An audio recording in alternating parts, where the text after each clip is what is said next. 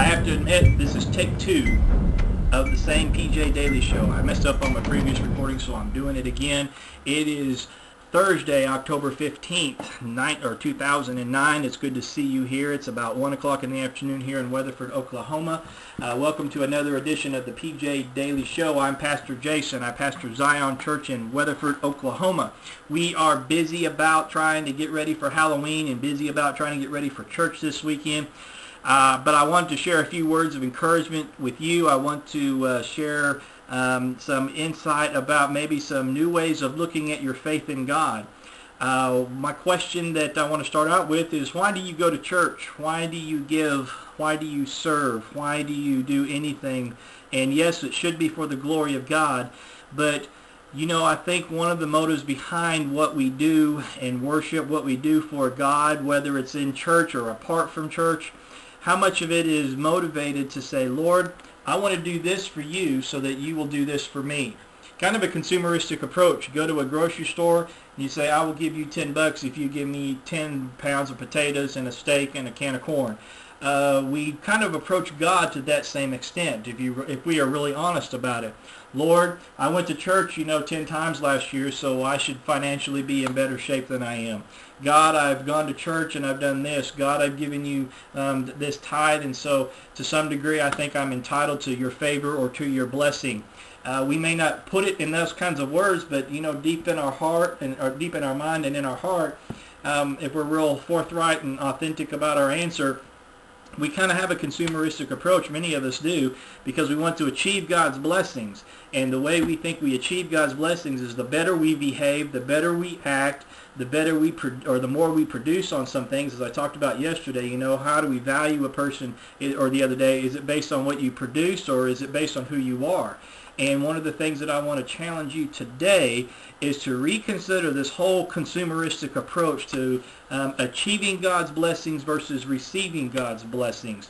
One of the things that I want to demonstrate this point with you is by looking at the autobiography of Benjamin Franklin. No, that's not a $100 bill. Hello, everybody. I'm still shocked from my experiment. No, it's not. It's not Benjamin Franklin. He's not really talking. Good. A little bit of humor. Got you right there. Benjamin Franklin was trying to work on his life. He was trying to improve the quality or the character of his life, not necessarily the quality.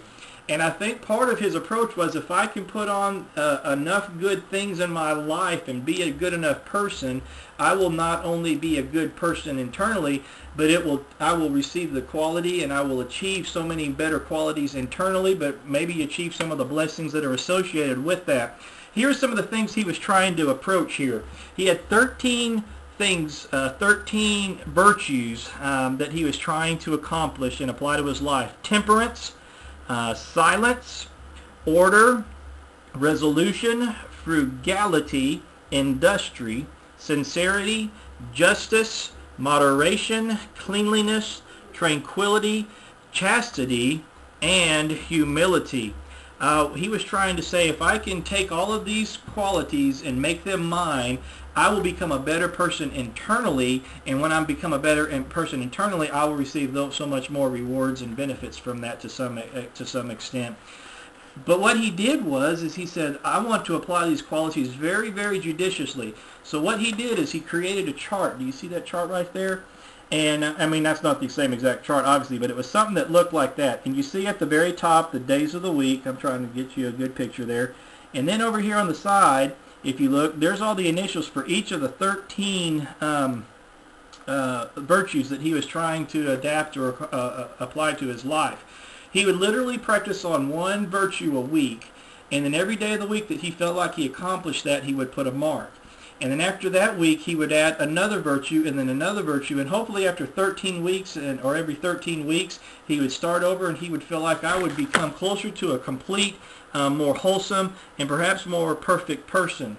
But the thing that I want to challenge you on that concept that I think Benjamin Franklin was attempting to, this great American obviously, but that I feel like he was kind of missing the mark on, is the fact that if he took the qualities of a good person and started practicing them, that the practice of good behavior would change his heart into becoming a good heart. Consequently, he felt like that if I bear fruit that is beneficial, it will change the internal perspective of what I really am inside to some degree. I think about a fruit tree. If you have a fruit tree that bears fruit, okay, a peach tree obviously will always bear a peach. A cherry tree will always bear a cherry. You can't tell a cherry tree to say, all right, I'm going to put this orange up into this branch here, and all of a sudden it becomes a cherry tree. What you are internally is what you are going to produce, okay? Here's the other thing that I want to throw out at you. Why does a fruit tree bear fruit to begin with?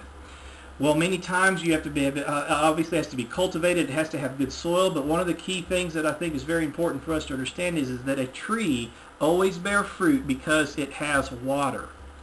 But some think that in some ways that I fear that we live our life is that we live our life thinking if I bear fruit, I will get water. A tree doesn't bear fruit so that it can receive water as a reward. Would you agree? A tree actually bears fruit because it already has water to begin with. I want you to keep that picture in your mind because I want to read a verse for you. It's in Matthew chapter 16. And actually, I just kind of quote it for you. In Matthew chapter 16, I believe is where it's at. And I'll put the verse here alongside, but Jesus is saying that every bad tree will bear bad fruit, and every good tree will bear good fruit. A bad tree cannot bear bad fruit or good fruit, and a good tree cannot bear bad fruit. And whenever you go out to a thorn briar bush or something like that, the thorn bush cannot bear fruit. Other things, if you go out to a bunch of weeds, it cannot produce grapes. Basically what something is what it's going to produce. So consequently, the difference is between a bad tree and a good tree. And a good tree always bears good fruit. A bad tree will always bear bad fruit. And what is the difference? The bad tree is the person who values and treasures anything above and beyond God. A good tree is one that always values God first and is sold out to God and God alone. Basic concept that I want you to enjoy and embrace today is that you and I have lived a consumeristic approach of trying to achieve and earn more of God's blessings on so many occasions. But scripturally speaking, I think we need to realize that we don't achieve God's blessings by doing these different virtues, something that Benjamin Franklin was talking about. If we do more good things, if we give enough, if we do enough service, if we go to church enough, God will bless us. The reality is that the good tree is a tree that produces authentic worship and goes to church. A good tree is a tree that bears fruit and says, I give to the glory of God. A good tree is a tree that says, I serve because that's what I produce and that's the service that I produce, or that's the fruit that I produce.